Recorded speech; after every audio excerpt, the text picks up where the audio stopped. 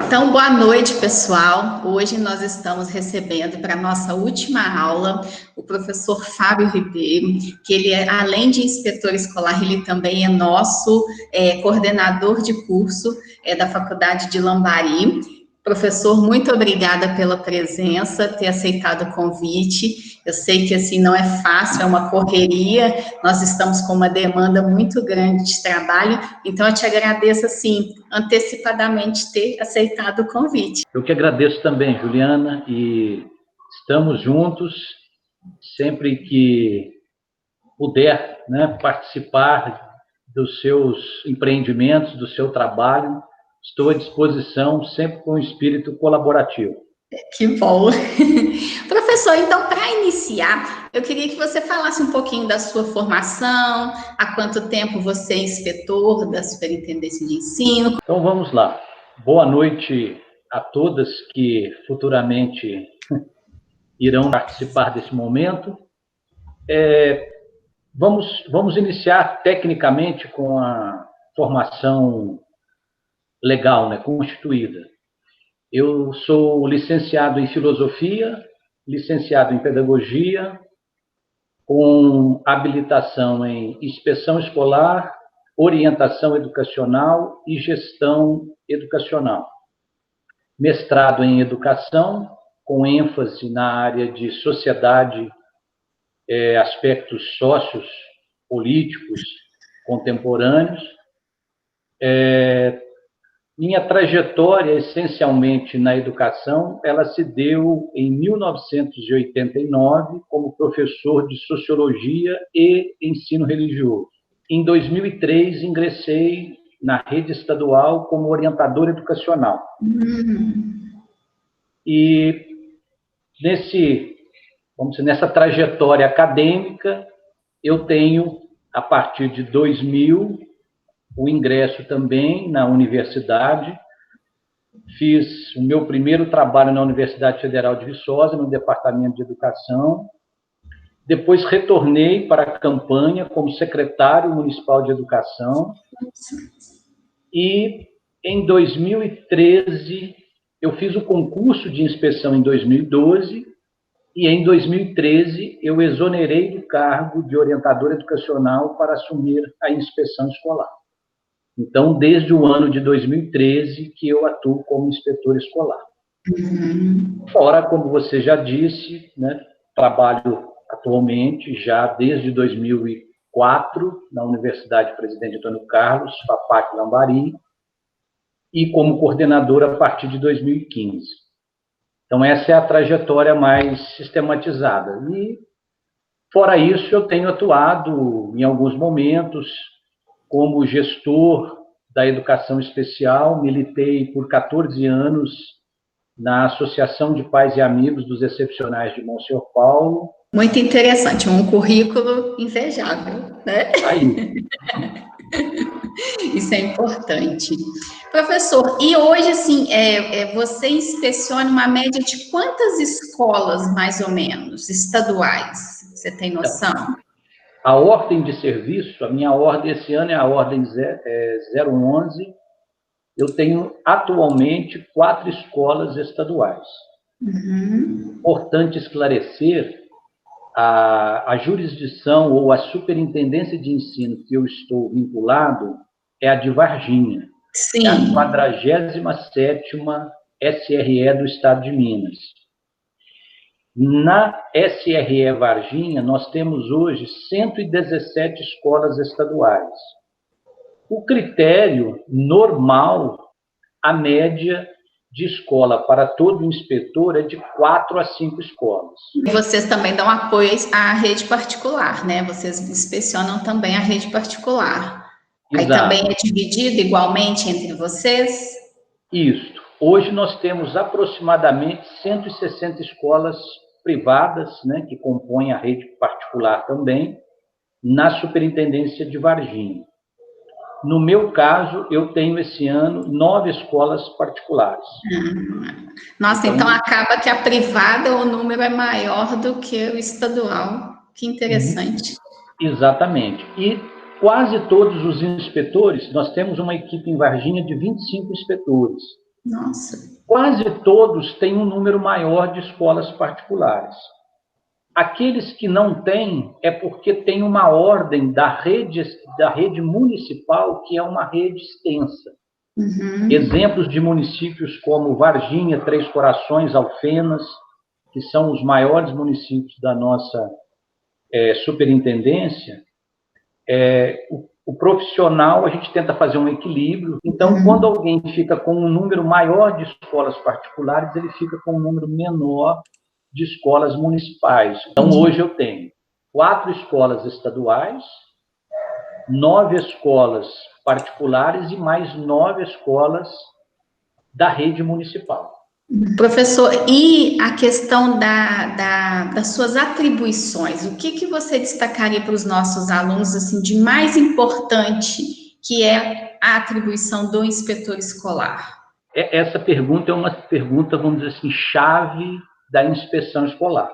Eu gostaria de, antes de enumerar alguns verbos importantes da inspeção, destacar a Lei 15.293, de 2004, que tem toda a normatização das responsabilidades do quadro do magistério do Estado. Então, a inspeção escolar figura nessa lei, e principalmente destacar a Resolução 457, de 2009, que é a principal fonte de observação das nossas atribuições. Muito bem, as nossas atribuições são várias. A própria palavra inspeção, nós temos que resgatar o verbo inspecionar. E o verbo inspecionar, na sua tradição e na história do serviço de inspeção, ele está muito vinculado ao verbo fiscalizar. Isso eu estou dizendo por tradição, porque nós temos que buscar um justo meio entre o que é o contemporâneo e o que é aquilo que é de mais clássico do serviço de inspeção. Então, classicamente dizendo, o que a inspeção faz? Ela inspeciona, fiscaliza toda a vida escolar, toda a legalidade de uma escola, toda a situação de vida escolar. Isso de um modo muito geral. Por outro lado, ao longo dos tempos, deseja-se, ou pelo menos tem a intenção, de que esse serviço de inspeção ele busque alguns verbos que são mais contemporâneos, quais sejam prevenir, mediar, orientar. Eu destacaria esses 3 verbos. Tem outros verbos como corrigir, rever, avaliar, reavaliar, retroalimentar, acompanhar, monitorar, mas eu me prendo mais a esses 3 verbos do momento: prevenir, mediar e orientar. E prevenir, orientar, mediar o quê? Toda a dinâmica educacional. As grandes dimensões que compõem uma escola.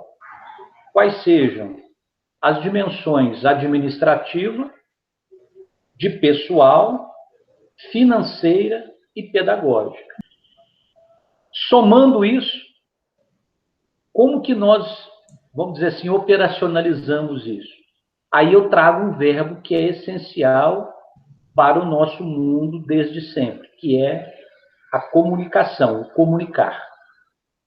Então, tudo que nós fazemos, nós temos que estabelecer uma comunicação muito eficaz, muito clara, muito sincera, com todos os sujeitos envolvidos nesse processo educativo. São muitas atribuições, né? E para assim, para você, pessoalmente, qual é a mais importante dentro disso tudo que você falou para a gente? Olha, Juliana e todos que estão ouvindo, essa é uma pergunta dificílima. É tudo importante, né? Tudo importante, que depende muito do momento e das circunstâncias. Então, por exemplo, nós temos uma diretriz de trabalho, um planejamento de trabalho, que ele se dá diariamente, semanalmente, mensalmente, bimestralmente, semestralmente, e alguns casos esporádicos, como, por exemplo, avaliação externas, o acompanhamento do processo de aplicação das avaliações externas. Então, isso se dá, por exemplo, uma vez ao ano, 2 vezes ao ano, então são mais pontuais. Então, dependendo do momento que nós estamos, no mês de trabalho, nós temos determinadas tarefas mais, vamos dizer assim, prioritárias para serem desenvolvidas, né? Mas vamos enumerar algumas. Então, uma tarefa importantíssima da inspeção escolar é o acompanhamento, monitoramento, controle do quadro de pessoal da escola. Então, hoje, o sistema de Minas ele está informatizado, então nós temos o CISADP, que é um portal que nós temos acesso hoje, virtual, para fazer o trabalho de acompanhamento, monitoramento de todas as escolas em relação ao seu quadro de pessoal. Então, todos os profissionais que estão lotados em uma determinada escola, ele vai aparecer para nós segundo a nossa ordem de serviço. E nós temos acesso a esses quadros, né, de pessoas que trabalham nas escolas, liberados a partir da nossa ordem de serviço. Dependendo do inspetor que vocês conversarem no dia a dia, etc., tem uma ala que vai dizer o seguinte: o calcanhar de Aquiles da inspeção enquanto atribuição é a caixa escolar das escolas do Estado. Por que calcanhar de Aquiles? Porque a maioria dos ilícitos, das ilegalidades que ocorrem dentro de um ambiente escolar, eles estão atrelados à caixa escolar, que é o financeiro da escola. Seja, às vezes, um desvio do recurso público daquela instituição, ou, às vezes, uma ingerência, um uso inadequado, seja ele intencional ou não, do recurso daquela instituição. Normalmente, nós temos muito mais ilícitos por desconhecimento e descuido do próprio diretor escolar, e não por má-fé. Mas, independente se ele agiu por má-fé ou por desconhecimento, é o calcanhar de Aquiles, é onde temos o maior número de processos administrativos, reclamações, denúncias na Ouvidoria Geral do Estado, enfim.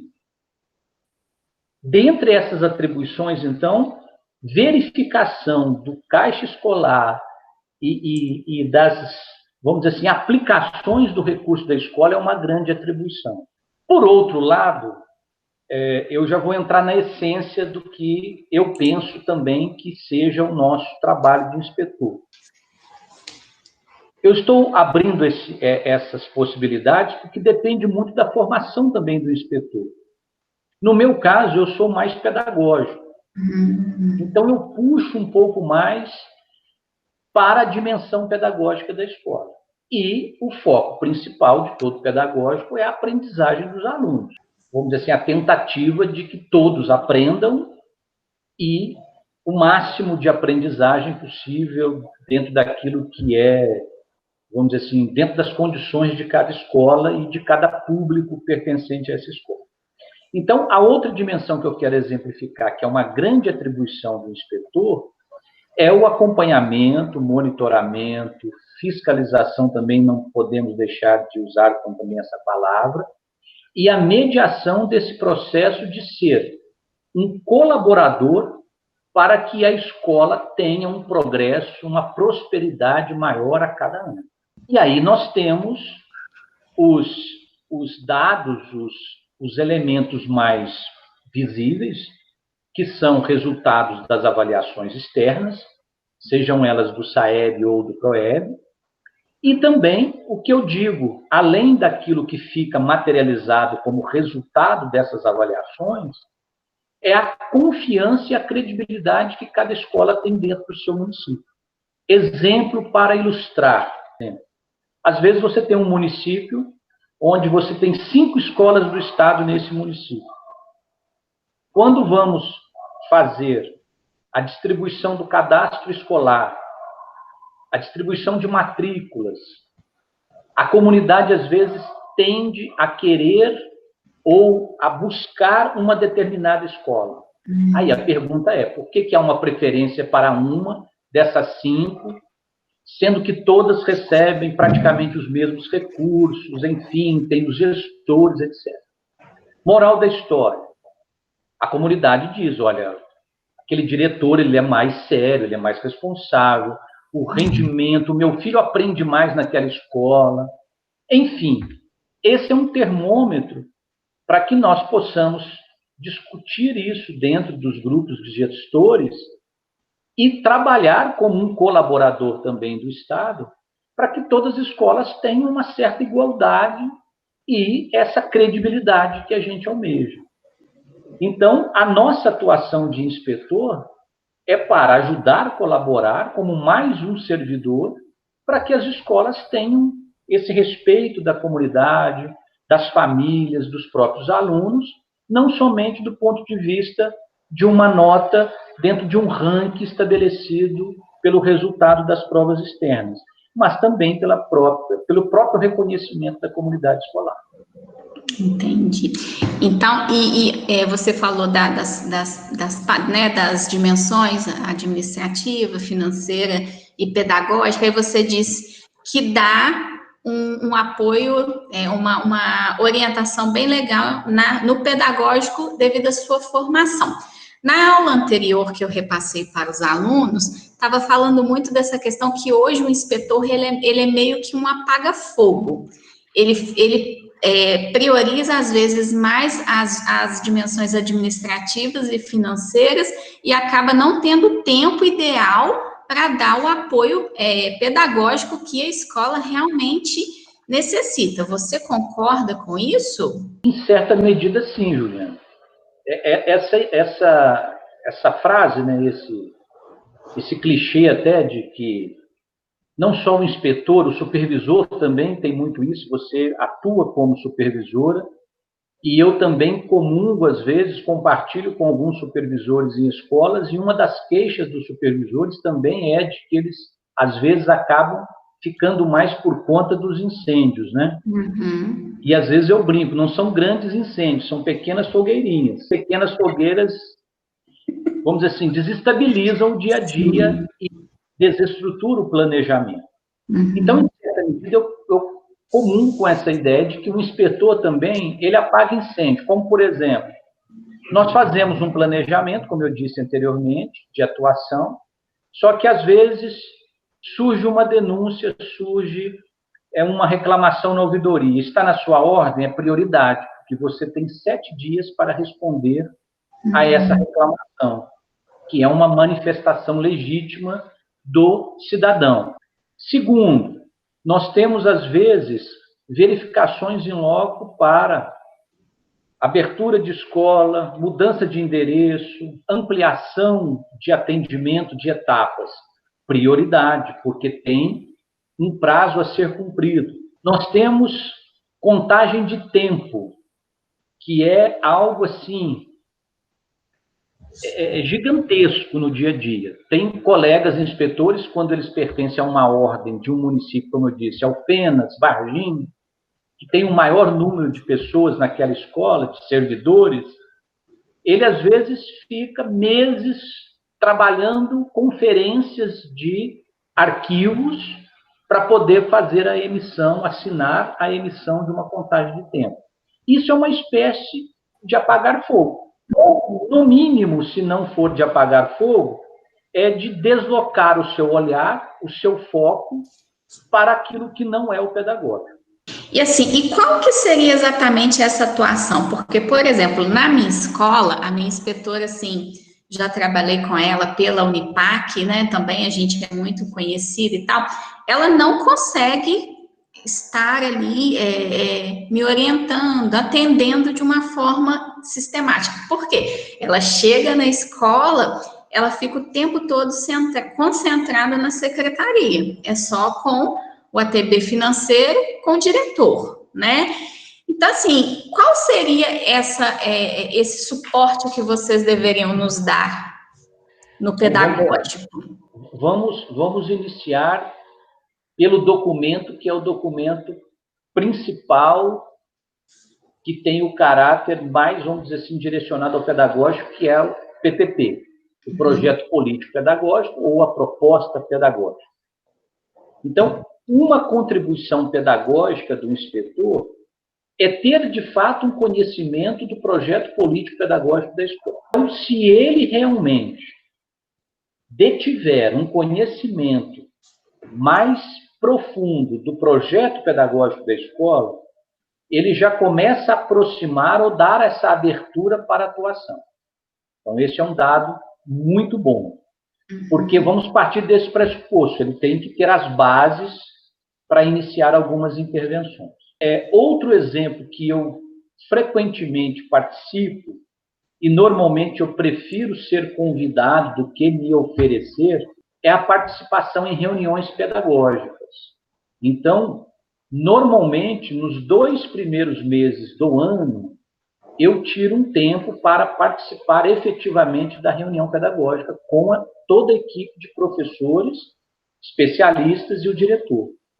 Que legal. Então, a reunião pedagógica que eu participo, e aí as pessoas fazem perguntas diferentes nesse momento, a reunião pedagógica que eu conduzo, um tema que eu trabalho já desde o primeiro ano que eu iniciei, é o processo de avaliação dentro do ambiente escolar. Então, esse é um tema que sempre nós estamos discutindo e eu me envolvo, porque o processo avaliativo, ele tem 2 grandes discussões hoje dentro do ambiente das escolas estaduais, principalmente, que é, o primeiro, o momento do entendimento sobre classificação ou reclassificação de aluno, que acaba envolvendo esse processo de avaliação, e o outro é o momento da promoção ou não. Então, os conselhos de classe, por exemplo, é outro momento que eu sou também convidado a participar, para poder, às vezes, mediar determinadas situações, colocar a turma em movimento para uma reflexão acerca de... A grande pergunta é, vale a pena realmente reprovar esse determinado aluno? Entendi. E o que pode ser feito para evitar, aí vem o verbo prevenir, para as pessoas terem um direcionamento sobre o que é possível fazer para evitar ao máximo as retenções. Eu tenho, por exemplo, colegas inspetores que gostam de participar de reunião pedagógica, e há colegas que só participam se de fato for convocado. Principalmente porque tem um motivo. As reuniões pedagógicas, elas ocorrem normalmente ao término do expediente, que normalmente termina às 17. E o nosso horário da inspeção regular, com muita raridade, ele é das 8 às 17. Então, quem participa tem que fazer adequações a esse horário. Então, alguns não se sentem na obrigação de participar. Outro dado também que eu gostaria de colocar, que se pede, ou até que se recomenda para que o inspetor participe do pedagógico, é realmente acompanhar todo o processo da reclassificação. Não só a verificação da ata final, com o resultado final. Mas, por exemplo, o inspetor, pedagogicamente, ele pode pedir, dentro do número de alunos da escola, no início do ano, faz-se a avaliação diagnóstica, e ele toma conhecimento quantos alunos estão com um intervalo abaixo do desejável, abaixo do esperado. E ele toma conhecimento desses alunos, conversas com esses alunos. Não sei aí se está em voga ou não, mas aqui na nossa região está muito em voga as rodas de conversa. Tem bastante. Exato. Esse ano eu não fiz nenhuma, porque nós paramos em março, nós estávamos em vias ainda de estabelecer as primeiras rodas de conversa com os estudantes, mas o ano passado eu me lembro que eu fiz pelo menos no segundo semestre, 3 rodas de conversa com os alunos no segundo semestre. E principalmente com o ensino médio, porque nós estávamos atuando como os agentes do programa Jovem de Futuro, que foi a parceria do Banco Unibanco. Fez uma parceria com a Secretaria de Estado e criou esse programa Jovem de Futuro.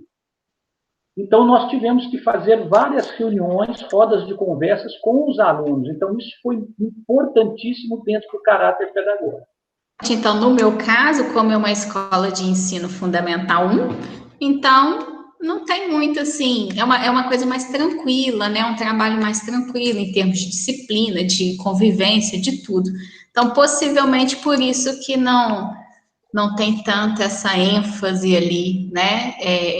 Dessa parte pedagógica, porque não há reprovação também. Então, realmente faz sentido o porquê, eu entendi o porquê. Professor, fala para a gente um pouquinho, talvez seja até um linguajar novo para os alunos, sobre a escrituração escolar. O que engloba a escrituração e como que você atua nessa documentação? Escrituração escolar, ela dentro do ambiente das escolas estaduais, eu estou tendo esse cuidado porque nós temos a rede privada e temos a rede municipal, né? Então, na rede estadual, a escrituração ela fica a cargo, quase que especificamente, do secretário escolar, e ela fica também a cargo dos outros profissionais, que são os assistentes de educação básica, para fazerem outros tipos de escrituração. Então, vamos lá. O que nós temos como parte essencial do secretário escolar? Quadro de pessoal, embora informatizado, mas tem que fazer. Algo que é muito delicado, que são as guias de informação ou as guias de ocorrências do mês, que vão para o setor administrativo financeiro da Superintendência de Ensino, que envolve pagamento. Então, essa escrituração ela é muito delicada, porque o profissional que faz, normalmente o secretário, lógico, com a supervisão, o acompanhamento, o olhar do diretor, é óbvio, né? Ele tem que tomar um cuidado, porque ele tem que lançar todo a carga de trabalho do profissional daquele mês e emitir essa informação para a Superintendência de Varginha, dentro dos prazos estabelecidos, para emitir um pagamento. Então, essa é uma função muito, vamos dizer assim, prioritária, porque envolve dinheiro, você sabe, se errar o pagamento de alguém, já é um motivo muito sério de discórdia dentro do ambiente. Outro dado importante, que normalmente fica nas mãos do secretário, é o acompanhamento do processo de início de matrícula de cada aluno e todo o percurso dele escolar até a culminância no seu histórico escolar. Outra parte também muito importante da escrituração é o chamado livro de ponto. Nós temos ainda, vamos dizer assim, um grande desejo de que o Estado informatize a rede estadual, no sentido de não ter que fazer os livros físicos, manuais de livro de ponto, que ainda existem. Então, nesse ponto, por exemplo, nós temos a rede privada um pouco mais avançada, sem dúvida, pelo menos os colégios maiores já estão todos informatizados. Então, o livro de ponto também ele é muito sagrado, porque é ali que se registra o dia a dia de trabalho, o horário, a frequência, se houve atraso, se não houve. Nós temos ainda, por cultura do ser humano, às vezes aquela ideia de não assinar o livro de ponto diariamente, né? O que a gente chama de livro é livro de ponto diário, né? E o diário vira semanal, às vezes até quinzenal. Eu sei como é. Eu já levei advertência, ocorrência, 15 dias sem assinar o ponto, é um absurdo. Não, Mas acontece, né? É falta de tempo. Às vezes eu vou fazer uma emissão de contagem de tempo para aposentadoria, o servidor está morando em São Paulo, Guarulhos, morando no Rio, e aí tem ponto dele em atraso, sem assinatura, e tem que fazer a emissão da contagem. Aí você tem que buscar outros elementos que não sejam só o livro de ponto para comprovar o trabalho dele naquelas datas. Muito você opta ou por lançar falta ou por pedir, quando há contato com esse cidadão, pedir para que o secretário, o diretor, faça contato para que ele venha até o município, assine o livro, etc., coloque um dia para ter uma futura emissão. Gente, que transtorno, né?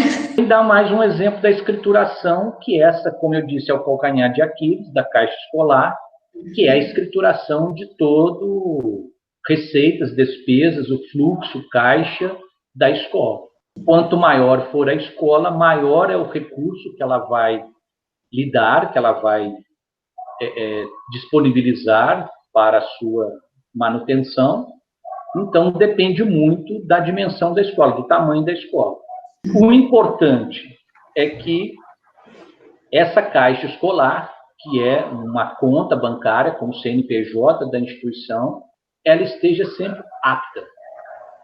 Toda vez que ela, por alguma razão, fica inapta, esse é um problema muito sério que tem que ser resolvido como prioridade máxima de toda a gestão escolar. Vocês também verificam autenticidade de diploma ou histórico, né, que por acaso cheguem à mão de vocês, vocês fazem esse serviço também, né? Perfeito. Normalmente existem duas situações bem distintas para essa ação específica. No início do ano, nós temos a chamada inicial, ou a designação, que é obedecendo aquele cronograma, que ele é padronizado para todas as superintendências, né? Então, naquele momento, há uma atuação muito mais forte em relação à conferência da documentação. Fora isso, é a situação durante o ano que ocorrem algumas designações pontuais. Então, nesses momentos, nós também temos que atuar para a conferência da validação desses diplomas e certificados. Entendi. Uma vez eu passei por uma situação bem interessante numa escola que eu estava aqui em Barbacena, nossa, né, da Unipac, e a inspetora, olhando a pasta da aluna, ela falou assim: esse histórico é falso, nível médio. Aí, o que é isso? Como assim? Só de bater o olho? Ela, não, esse histórico é falso, eu tenho certeza.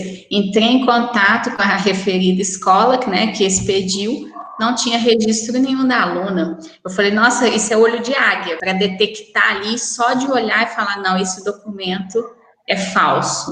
Muito interessante essas questões. É lamentável, né? Muito triste que, por exemplo, ainda no século XXI, ainda ocorra essas falsificações. Mas o que ajuda muito é a rede de contatos. Então, por exemplo, no nosso caso, que nós somos em 28 municípios, nós já temos os municípios de alerta. Principalmente no final do ano, e início do ano, quando, no final do ano, a partir de outubro, novembro, nós nos preparamos para organizar e reorganizar a ordem de serviço, e quando há uma alteração, a pessoa que está numa determinada ordem, que é visada ou que já é figura marcada, normalmente essa reunião ela é muito sigilosa, mantém um respeito em relação a um possível entendimento de difamação, não, nada disso, mas é por prevenir mesmo, precaução. O profissional que atua lá já diz, olha, cuidado com esse município. Tem um índice maior, ou ele tem uma propensão, por alguma razão, de falsificação. Dentro do município, essa escola, por alguma razão, tem também indícios e, em alguns momentos, a gente faz a leitura dos relatórios e enumera, olha, nessa escola desse município esse ano foram 5 casos de histórico, diploma, transferência, que não foram verdadeiras. Então, a pessoa que assume, já assume com essa precaução. E nós temos também estados com alguns municípios também que tendem a fazer isso. Então, isso é conversado, compartilhado, para que os inspetores já tenham uma atenção maior quanto a esses históricos. Agora, fora isso, é o que você disse, é olhar de lince, muita atenção, perspicácia, né? Numa suposta rasura, num material que não condiz com normalmente o material que é impresso. Enfim, é um trabalho meio que pericial. Professor, você está o tempo várias vezes citando ordem de serviço. Explica para a gente o que é uma ordem de serviço dentro da superintendência. A ordem de serviço, em linhas gerais, é uma relação das escolas que ficam sob a responsabilidade do inspetor dentro de um determinado ano, do ano civil. Então, ordem de serviço é um conjunto de escolas que compõem o trabalho do inspetor naquele ano. E qual que é o papel do inspetor numa abertura de uma escola? Eu vou abrir um centro técnico e qual que é a sua atuação comigo que eu vou estar providenciando toda a documentação? Certo. Então, nós temos um protocolo que é uma normatização do que devemos fazer e de quais documentos devem ser conferidos e verificados nesse relatório circunstanciado. Então, o nosso papel, em linhas gerais, é de confrontar o que a direção escolar, ou, se for o caso, a mantenedora, encaminhou para a superintendência com aquilo que, de fato, é real, é existente no ambiente escolar. Então, o processo se dá, como você disse, alguém quer abrir um curso técnico de enfermagem. Ele vai reunir uma documentação, a iniciar pelo requerimento, à secretária de Estado e ao superintendente ou diretor da regional, onde o município dele está circunscrito. Então, se fosse, no meu caso aqui, Varginha, no seu caso, Barbacena, né? Então, ele vai reunir uma documentação, vai encaminhar para a superintendência. A superintendência tem, dentro da diretoria educacional, uma equipe que, para nós aqui, nós denominamos de equipe de atendimento escolar. Essa equipe avalia toda a documentação e, se estiver de acordo, ela vai fazer o comunicado ao inspetor responsável da ordem e vai solicitar a esse inspetor a confrontação de tudo aquilo que foi encaminhado à superintendência com a realidade da escola. Então, esse é o passo mais importante a se fazer. É pegar todo o material que está na superintendência, confrontar com a realidade e ver se, de fato, não teve maquiagem, não teve realmente falsificação, não teve manipulação de dados simplesmente para forçar a abertura ou a busca do pleito, do objetivo desejado.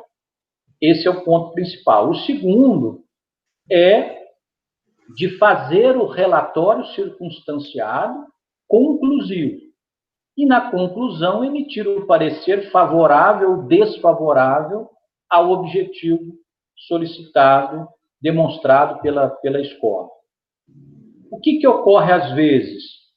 Pode ocorrer, às vezes, um parecer favorável com restrições.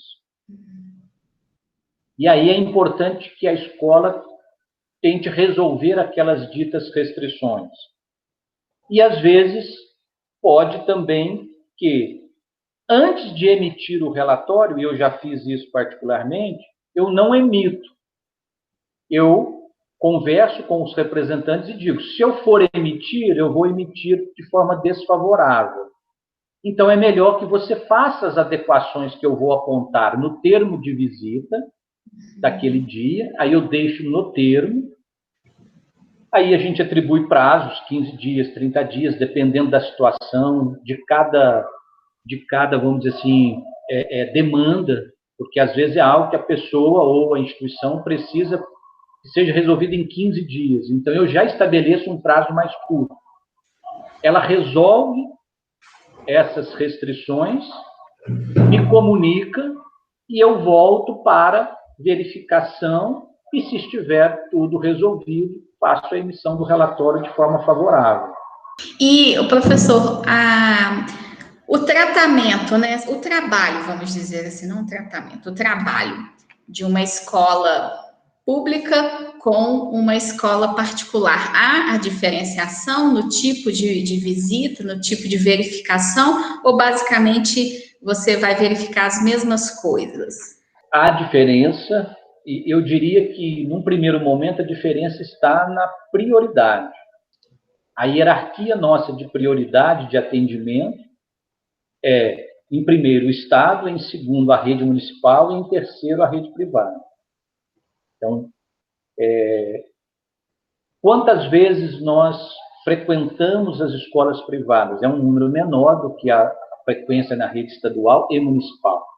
Porque a obediência nossa mesmo, o respeito à hierarquia é isso, atender mais a rede estadual, depois o município, depois as escolas privadas. Então, obviamente, aí já tem uma diferença no atendimento. A segunda diferença que eu vejo é que as escolas privadas, elas têm, por garantia legal, uma autonomia maior. Então, o seu processo avaliativo, o próprio regimento escolar, o seu sistema disciplinar, eles tendem a ser um pouco diferente da rede pública. Então, o nosso olhar e a nossa atuação nesses quesitos, principalmente disciplinar, que envolve suspensão de aluno, por exemplo, que envolve reprovação de aluno, ele é muito menor do que na rede pública. Então, por essas duas características da rede privada, né, de prioridade do trabalho nosso e também de autonomia, há essas diferenças. Fora isso, a documentação é a mesma, a conferência da legitimidade do histórico, da documentação dos profissionais que atuam, a obediência, principalmente à LDB, que ela é para todas as redes de ensino, isso é a mesma coisa, não foge em nada. Falou que o inspetor vai em alguma escola nossa, os diretores já ficam descabelados, né? O inspetor vai vir. Você, assim, o inspetor, ele é visto como um bicho-papão, não adianta. Mesmo se ele for uma pessoa mais dócil, mais educada, porque há casos em que eu mesma já tratei com pessoas muito severas, né? Até mal educadas, vamos dizer assim, foi bem complicado. Mas, assim, falou que o inspetor vai, todo mundo fica desestabilizado. Nós interpretamos, Juliana, de algumas formas, né? Então, quando eu converso com alguns profissionais mais experientes, mais vividos, experimentados, né? Eu tenho uma colega que ela diz assim, Fábio, quando você perceber que algum gestor ele fica muito inquieto na sua presença, quando ele costuma te levar para vários lugares da escola para te mostrar algo diferente, você pode ter certeza que tem algo de ilícito nessa escola. Então, eu fui percebendo, fui observando, e aí a vivência vai ajudando, embora também a minha atuação pedagógica, então, ela é desde 89 no ambiente escolar, então a gente, pelo menos, conhece de outras funções dentro desse ambiente, né? Mas, na maioria das vezes, quando o profissional fica, às vezes, assim, mais aflito, é porque as coisas não estão de uma forma plena. O bom gestor, aquele que gerencia com eficácia, com qualidade, com retidão, normalmente ele não tem, a não ser que seja um caso, como você disse, de algum inspetor que às vezes é mais severo, tem inspetor que gosta muitas vezes de vasculhar mesmo, e aí todos nós sabemos, em qualquer lugar que você vai vasculhar, você vai achar uma poeirinha. Uhum. Então, aí tudo bem, mas de um modo geral, e isso eu entendo nas minhas ordens de serviço, já de 2013 até hoje, que o bom gestor, ele não se aflige, fica tão aflito. Ele caminha tranquilo. E assim, o seu relacionamento com as pessoas, eu imagino que seja super pacífico, né? Você é uma pessoa muito tranquila. Tem algum problema ou não? Transcorre normalmente? Muito raro, assim, de ter algo, vamos dizer assim, que desagrada, certo? Eu costumo brincar muito, que eu gosto da palavra alegria, né? De bom grado, uma boa convivência, um bom relacionamento. Então, eu me lembro particularmente de 2 casos que foram ruins do ponto de vista das relações humanas. Um caso foi muito pouco tempo, porque foi logo que eu iniciei o meu trabalho de inspeção, e eu fiquei pouco tempo nessa escola, substituindo um outro inspetor. Então, eu fiquei pouco tempo, e nesse pouco tempo eu fui pouco. Então, teve um desgaste, porque o diretor ele queria que eu fosse mais do que talvez eu até poderia ir. E um outro foi porque a escola era muito desorganizada mesmo. E a escola ela estava realmente de uma forma muito largada, desorganizada. Pensa num ambiente desorganizado que você não consegue identificar onde que estão os termos de visita do inspetor, onde que estão os históricos escolares dos alunos, as pastas dentro de arquivos por ordem alfabética não se encontravam. Enfim, eu tentei mostrar a essa diretora que a organização é a palavra-chave para qualquer gestor. Eu tinha que fazer termos severos, dizendo o seguinte: olha, na próxima data que eu vier, que vai ser dia tal, eu quero encontrar isso organizado. Tal. Uhum. Então, isso realmente foi desgastante. Foram esses 2 casos. Então, quer dizer, imagina, desde meados de 2013, né? É uma boa média. E eu tenho algo assim que, desde o início dos trabalhos, eu faço os combinados, como todo professor deve fazer, como todo coordenador, alguns combinados. Eu estabeleço, recentemente, por exemplo, eu tenho trabalhado dentro desses combinados o desenvolvimento da cultura da paz nas escolas, que é um livrinho do Jales, que ele trata justamente da cultura da paz em tempos difíceis. Então, é um item para dizer o seguinte: olha, eu chego e digo, olha, uma das minhas ações, são 5 combinados, normalmente eu nunca faço uma lista enorme, né? Mas dentro dos 5 combinados, por exemplo, relacionamento humano. Dentro de relacionamento humano, aí eu falo, olha, junto de todos os servidores, alunos, a comunidade escolar, tem 2 anos que eu falo sobre a cultura da paz. E a cultura da paz envolve diminuição da violência, evitar bullying, franqueza, não ter aquela conversa que você sente que não é verdadeira. Então, eu já estabeleço isso. Eu falo, olha, a comunicação tem que ser direta comigo. Eu, particularmente, não gosto que fira a hierarquia, porque tem diretor que, ao invés de perguntar para a gente primeiro, ele já pergunta direto na superintendência.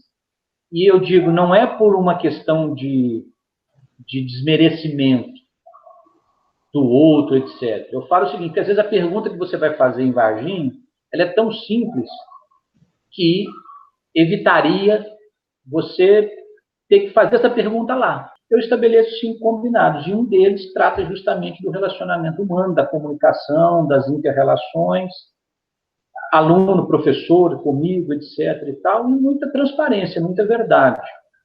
Então, a maioria absoluta, a gente tem um relacionamento muito positivo, muito correto, muito, vamos dizer assim, verdadeiro, transparente.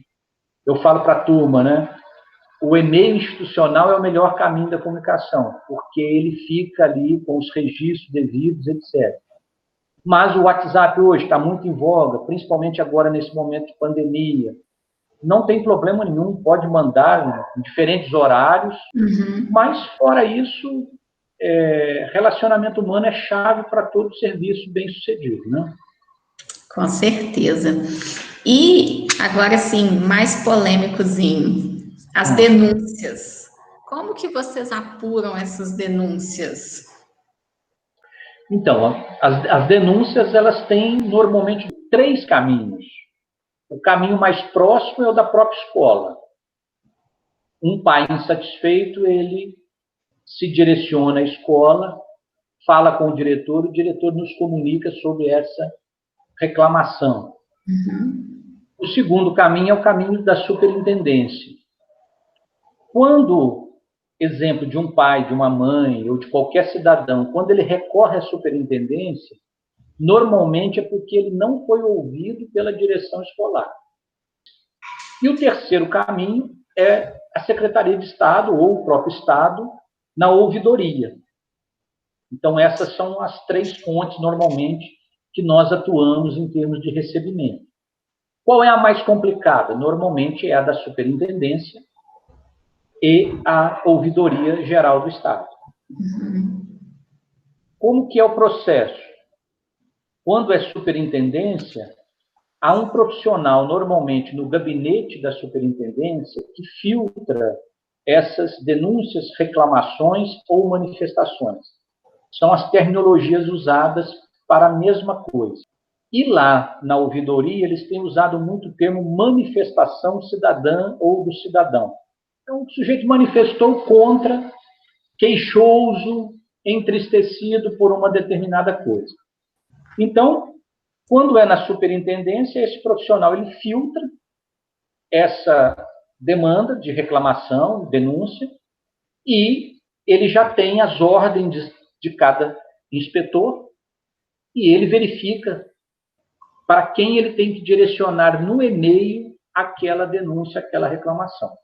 A partir do momento que a gente recebe, dependendo da denúncia, nós temos, a denúncia menor é de 7 dias, maiores pode chegar até 15. Mas, normalmente, eles pedem um prazo que varia de 7 a 15 dias. Então, a média são 10 dias. A maioria das denúncias vem para a gente cumprir num prazo de 10 dias corridos e não úteis. Quando a denúncia é feita direto na ouvidoria, a ouvidoria filtra de onde é essa escola e em qual jurisdição ela pertence. Se é Varginha, o Estado direciona para o gabinete de Varginha. E Varginha faz o processo anterior de encaminhamento ao inspetor. Feito isso, o inspetor vai até essa escola para fazer o cumprimento do protocolo também, há uma normatização.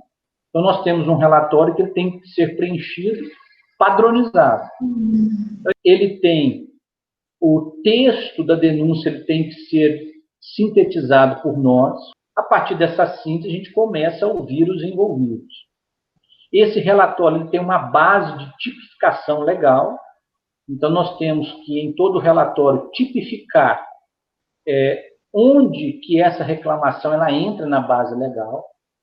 Por isso que a gente diz que o objeto de estudo de todo inspetor é a legislação.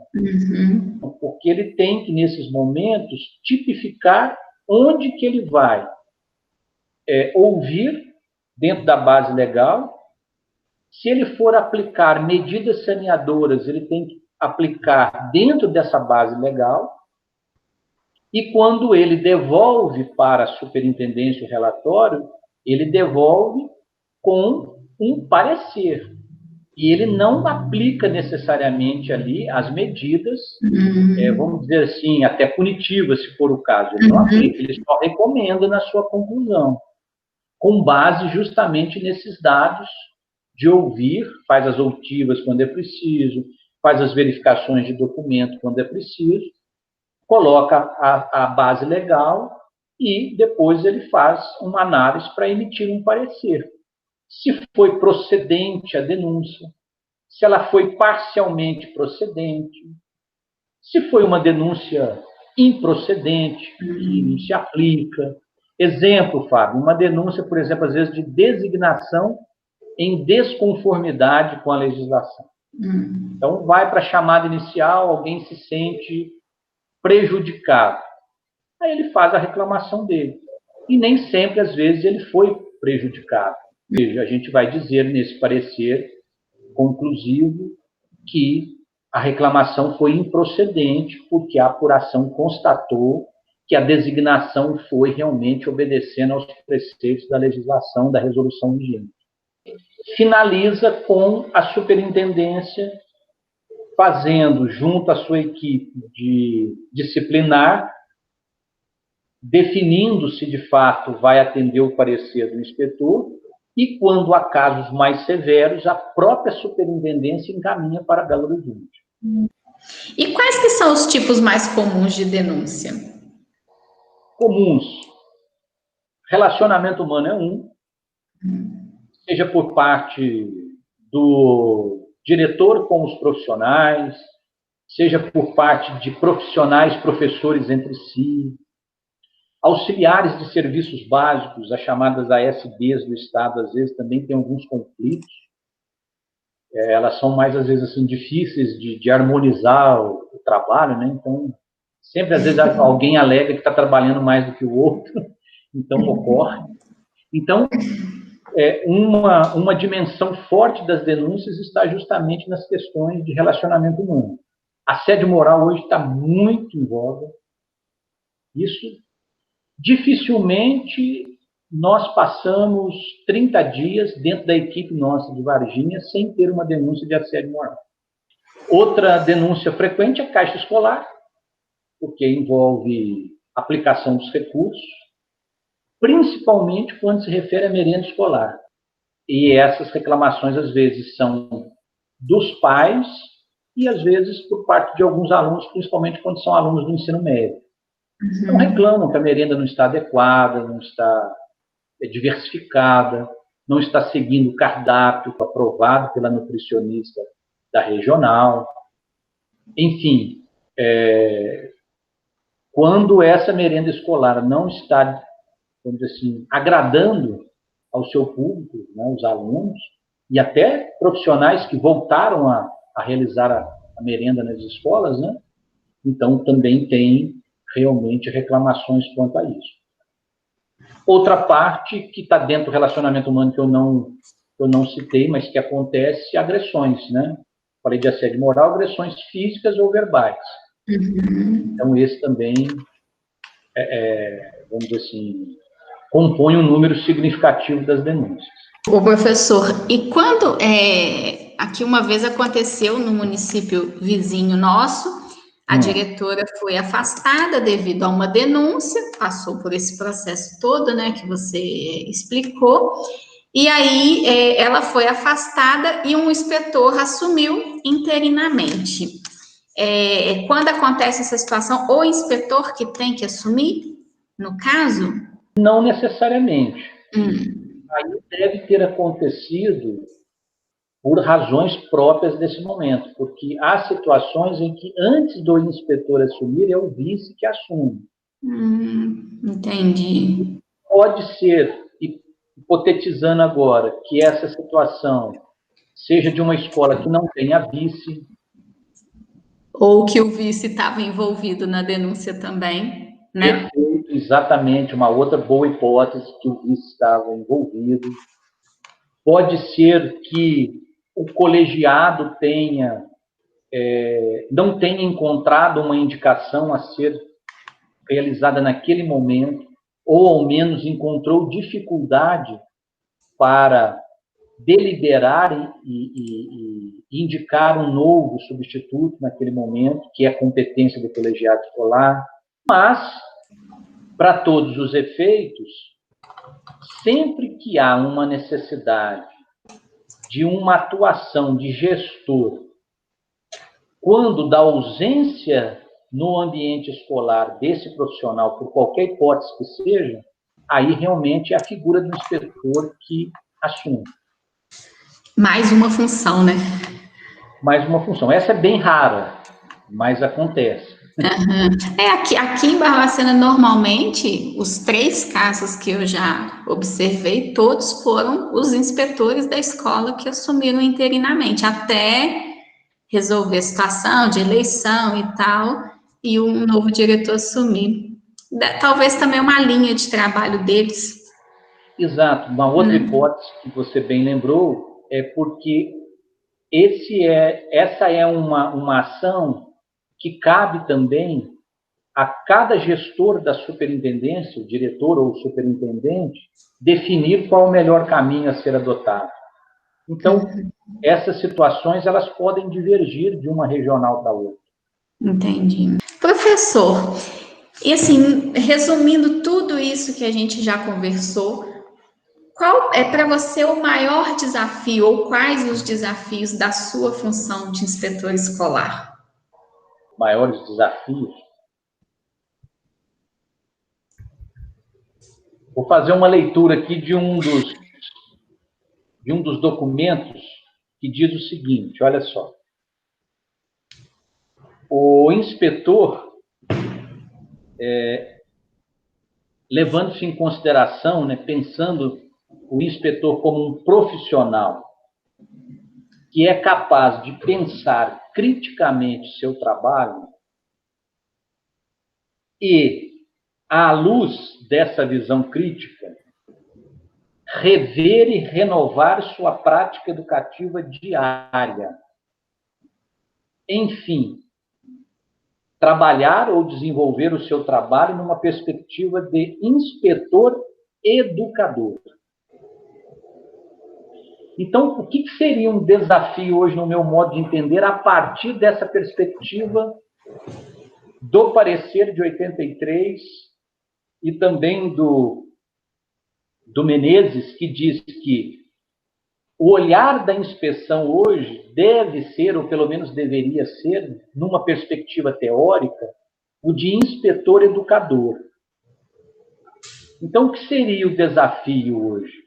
Parece contraditório, mas não é. Eu diria que um dos desafios, no meu entendimento, é de humanizar cada vez mais os ambientes supostamente já humanizados. A contradição está nisso, né?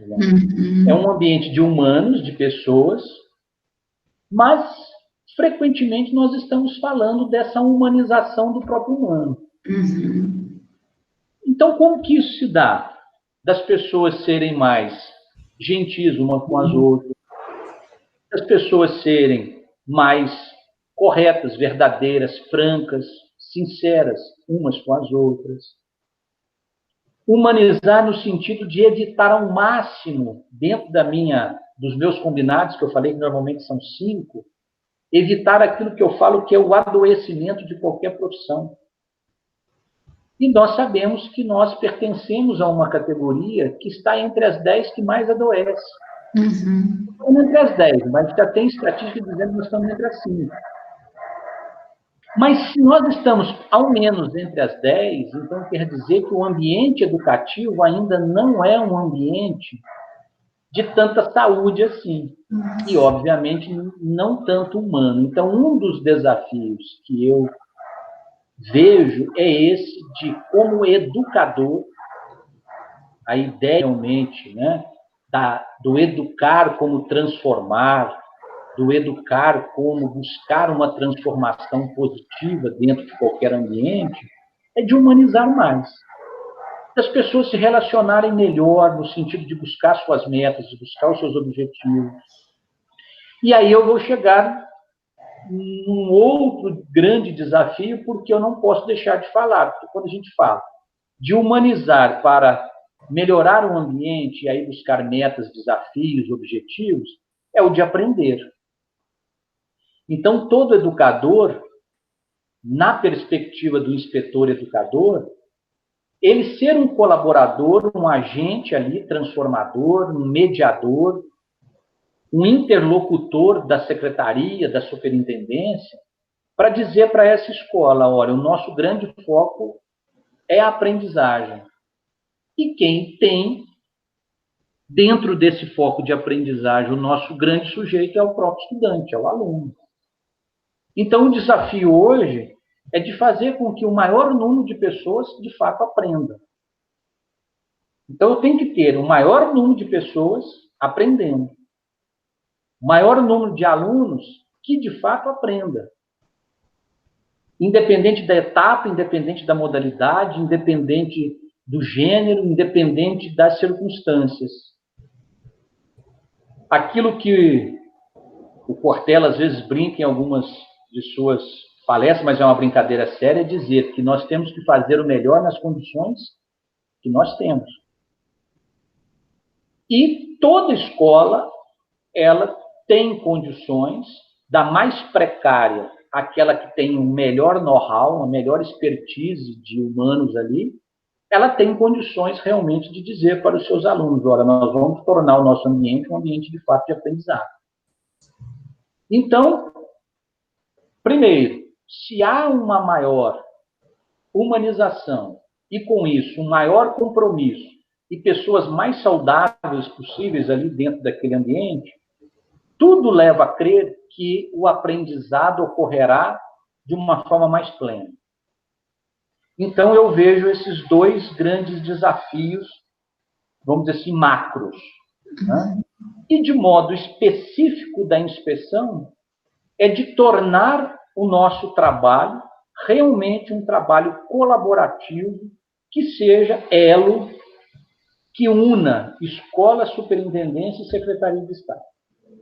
Que o inspetor realmente seja esse comunicador que facilite essa comunicação, que colabore nesse processo de comunicação, principalmente quando ele aplica a legislação e verifica o cumprimento da legislação. Então, aquilo que está em desacordo, ele tem que ser um facilitador para ficar de acordo. Aquilo que já está de acordo, ele tem que ser um colaborador para potencializar. Eu tenho algumas escolas aqui que, por exemplo, têm IDEB nos anos iniciais acima de 7. Nossa! Monsenhor Paulo tem IDEB acima de 7. Três Corações tem uma escola que eu atuei lá por 2 anos acima de 7, anos iniciais. Eu digo, e sempre quando eu estava com essas pessoas, eu dizia, olha, vocês têm potencial para ir para 8. Vocês têm que ir para 9. E as pessoas, Fábio, mas... Então, se vocês já são bons, vocês podem ficar ótimos. E se vocês já entendem que vocês são ótimos, vocês podem ficar excelentes. Então, é desafio, é óbvio, porque IDEB de 7.6, 7.3 para você ir um 7.9 já é... É difícil, complicado. Já é luta da Champions League. É campeonato mundial, não é campeonato do interior. Mas eu penso que se é desafio, como a sua pergunta bem foi feita, se é desafio, nós temos que pensar de uma forma, vamos dizer assim, mais exigente, buscar altas expectativas para ter um resultado que seja o melhor nas condições que cada escola se encontra. Perfeito. Que aula, viu? Que aula. Professor, para a gente... Não é, viu? Hã? Fácil não é. Não, fácil não é. De jeito nenhum. Não fácil não é. Não. E são vários fatores que implicam, que é um conjunto, né? É uma escadinha, é a família, é o professor, somos nós ali, os especialistas, a direção, vocês, superintendência, enfim, é bem complicado. Quando eu cheguei, eu achei que eu ia arrasar, que eu ia arrebentar, que eu ia levantar os índices. Mera ilusão. Se a gente não tem o apoio ali, sozinho, é um trabalho assim, eu vejo como se eu fosse uma formiguinha, né? Nós somos umas formiguinhas, mas eu acho que devagarzinho a gente vai fazer um baita de um formigueiro bem grande, né? E assim a gente vai prosseguir, mas é complicado, né? Juliana, o trabalho em formiguinha é isso. Os gestos pequeninos da formiguinha é que realmente faz a gente ter esperança que é possível, que dá para colaborar, nem que seja com 1, 2, 3 ações, mas que essas ações podem se multiplicar quando as pessoas veem que você não é um mero fiscalizador, não é um mero, vamos dizer assim, avaliador ou até um profissional de correção de rotas. Você não vem só para fazer correção de rotas. Você vem também para dizer, olha, vamos trabalhar um pouco mais o que se espera da humanidade. Né? É isso. Muito legal, muito legal. E manter a esperança, né? Sempre. Sem dúvida, sem dúvida. Às vezes eu brinco, né? Vamos com fé por isso mesmo. Né? Professor, para a gente encerrar, um recadinho seu, uma mensagem para os alunos, da esperança, da perseverança, né? Porque não é fácil, a gente sabe, o que a gente está vivenciando ultimamente também não é fácil para eles, né? Estarem se readaptando a isso tudo, enfim, uma mensagem para eles. Vamos começar com uma mensagem que também tem tudo a ver com o nosso contexto, né, Juliana? De professores, educadores, sempre falando desse equilíbrio, profissão, mas educador também, do conhecimento. Então, deixar uma mensagem para os alunos para que eles se esmerem ao máximo, busquem ao máximo o conhecimento. Esse é o nosso primeiro instrumento. Quer ser um bom profissional, quer ter uma atuação de maior credibilidade, que dá maior segurança para aqueles que estão na sua convivência, no seu entorno, é o conhecimento. Conhecimento nós temos hoje, nós podemos falar de competências, nós podemos falar de proficiência, mas é o conhecimento daquilo que cada um está envolvido. Então, eu espero que seus alunos busquem em você, busquem nos outros profissionais uma fonte de conhecimento e que eles entendam que o conhecimento é chave para muitos dos nossos desafios. O segundo ponto importante é a aplicação do conhecimento. Não basta deter conhecimento, não basta reter conhecimento. Então, eles precisam encontrar sentido e momentos para a aplicação do conhecimento. E aí, tecnicamente, nós chamamos isso, às vezes, das habilidades importantes para qualquer profissional. Então, esse é um outro passo que eles precisam entender, que não basta deter o conhecimento, é aplicar, vivenciar, dar sentido, ou mesmo usar a palavra que eu não gosto muito, utilidade ao conhecimento. Mas tudo bem, se é útil, está valendo. O problema, às vezes, quando o útil se esbarra no bom e no verdadeiro. Por outro lado, também é importante pensar nesse aspecto que permeou uma boa parte da nossa conversa, do nosso diálogo, que está nas atitudes humanas, que está na dimensão das boas relações. Então, eu costumo dizer que um bom profissional, quando ele detém conhecimento, quando ele detém habilidades, ele já passou a metade do caminho, mas ele precisa saber se relacionar, ele precisa saber conviver, ele precisa dar valor aos verdadeiros valores da boa convivência, do bom relacionamento humano. E aí, quando nós tratamos da humanização, da educação, da esperança, essa dimensão é fundamental. Então, aí nós temos uma tríade, nós temos uma trilogia do conhecimento, das habilidades e das atitudes adequadas, humanas, verdadeiras, do bem viver.